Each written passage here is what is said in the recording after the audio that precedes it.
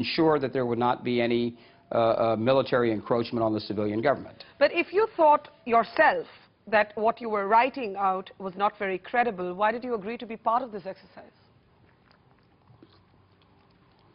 Credibility is in the eye of the beholder. It was not for me to judge that. Here, I was a messenger. I was like a typist that day. You know, again, just so that your viewers get an understanding of what happened.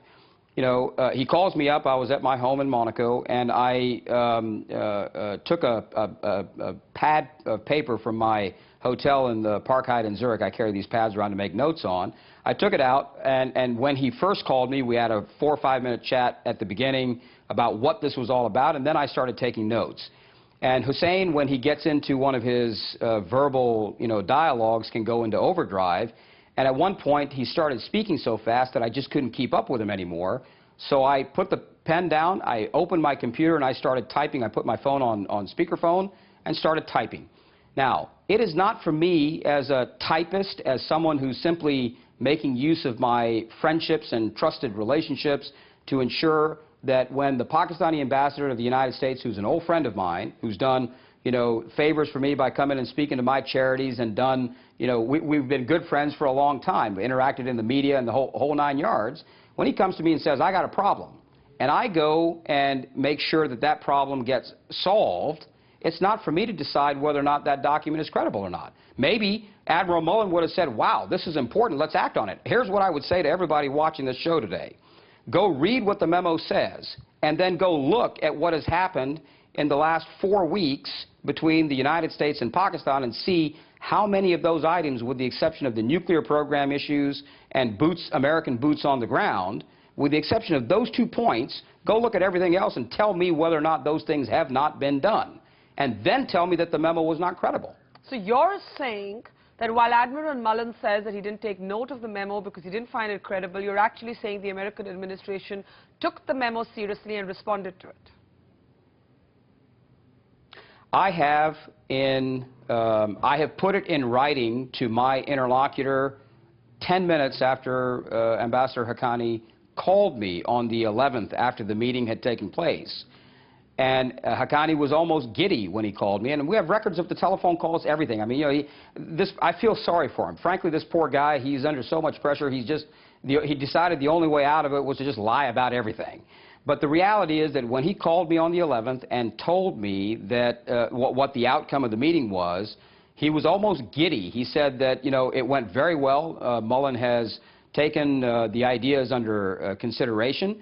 And a call will go out. This was all he said to me. He said, a call will go out from Washington to Islamabad, to actually, I think he said, to Pindi at that point, meaning referring to GHQ, tonight. That was the night of the 11th. That's what he told me, and I passed that on in writing. I passed that on to my interlocutor, who then confirmed back to me the precise date and time at which the memorandum had been delivered to Admiral Mullen, that Admiral Mullen had called him back to confirm he got it, and that, I don't know, he didn't say anything about the rest of their conversation, but we know for a fact that Admiral Mullen had it on that day. We know for a fact that he acknowledged that he got it. We know for a fact that the ambassador, I'm saying for a fact, that the ambassador called me and said, a call will go out from Washington to Pindi tonight. Okay. That obviously means somebody paid attention to something in that memo, and if they didn't, for the sake of argument, that's not my problem. I was simply the messenger to make sure that it got from point A to point B. But here's the question. There is obviously 2 narratives here, your narrative and Ambassador Hussein Haqqani's narrative. The larger question is that many observers of this region see this as not so much about a memo, but about a meltdown or a potential meltdown between the military administration in Pakistan and the civilian government.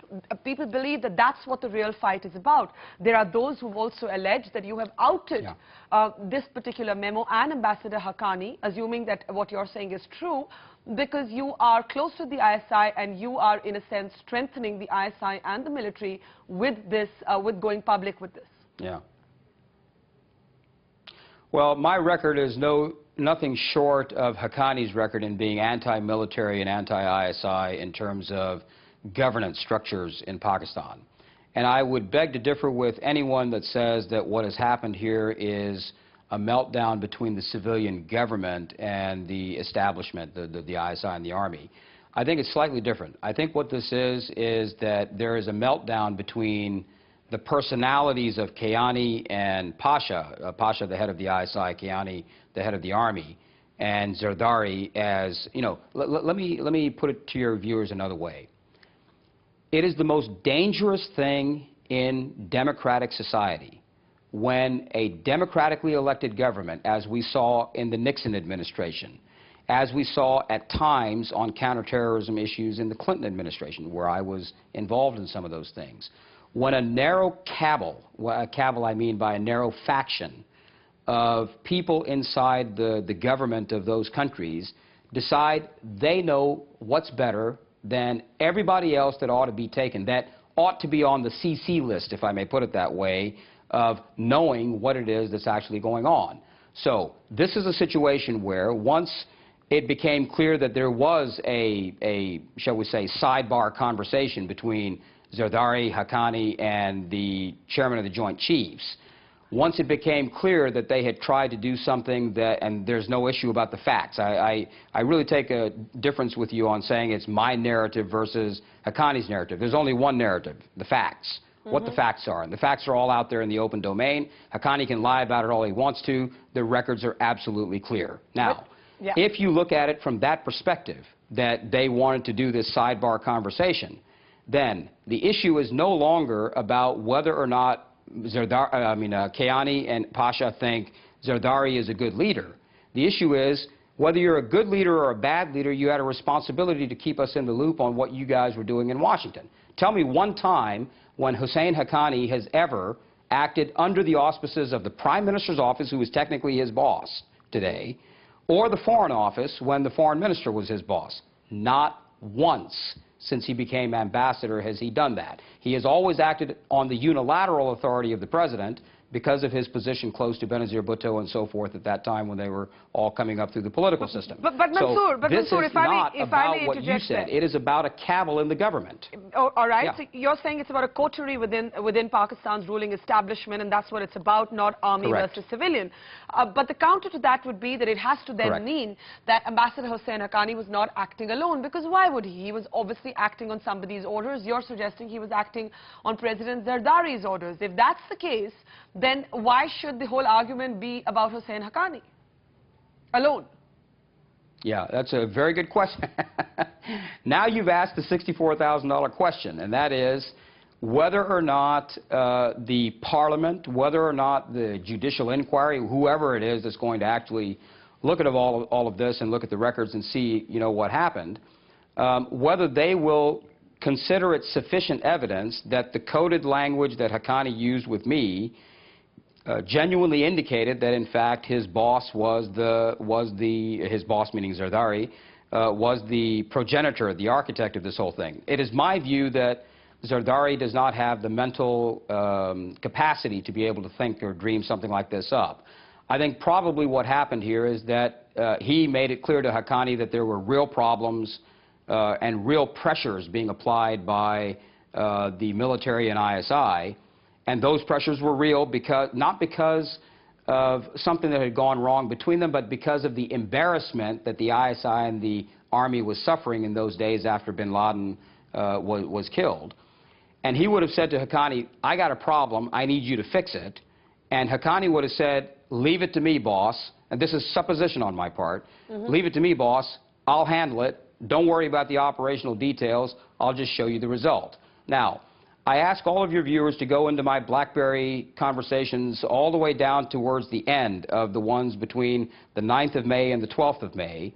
And near the end of it, you'll see him somewhere say, M refers to the Admiral, right? And then I said, in the messages that we were talking about, and then I said, yes. And then I said, after that, I said, let me clarify, because I realized why he was asking me that question. Because he needed to show his BlackBerry to somebody in Pakistan. He was leaving that night or the next night for Pakistan. So he needed to show Zardari, hey, listen, pal, here it is. I did the whole thing. We got the job done.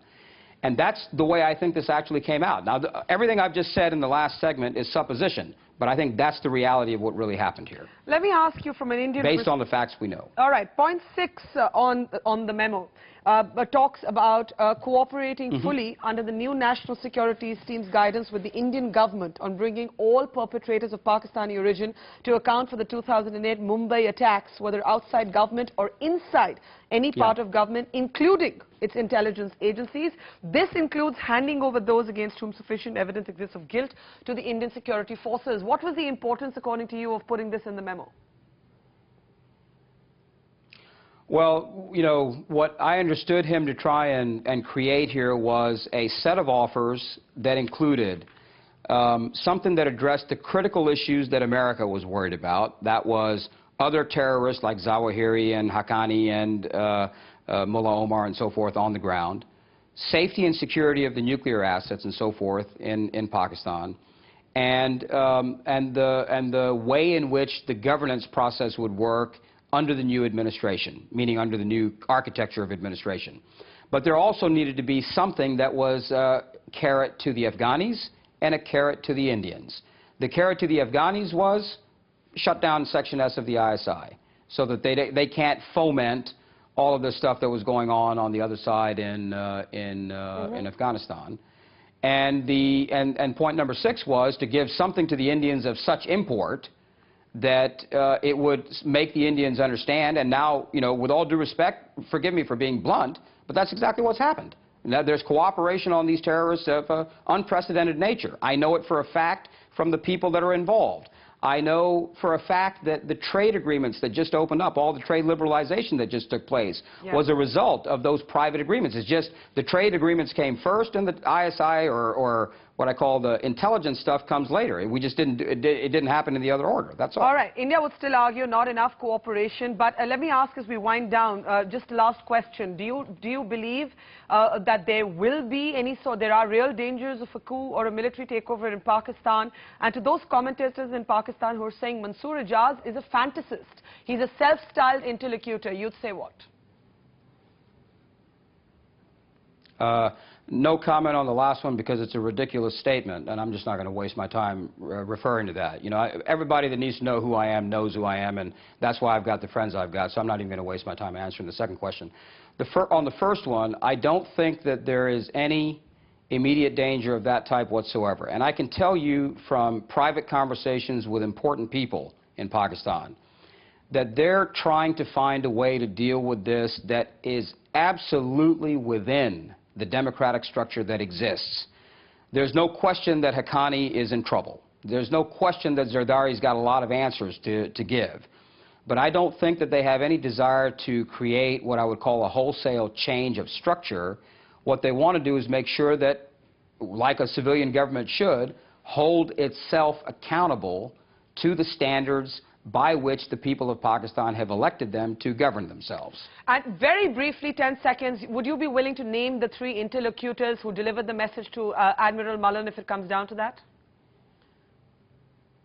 No. In camera, I've already agreed to do that with the Pakistani government, that in camera, meaning in private and in secret hearings, they will. All right, Mansoor Ijaz, you've stirred a hornet's nest. Lots of questions. The world's debating what you've put out there. Thank you so much for your time on the program tonight. Good to be with you. Thanks, Mansoor.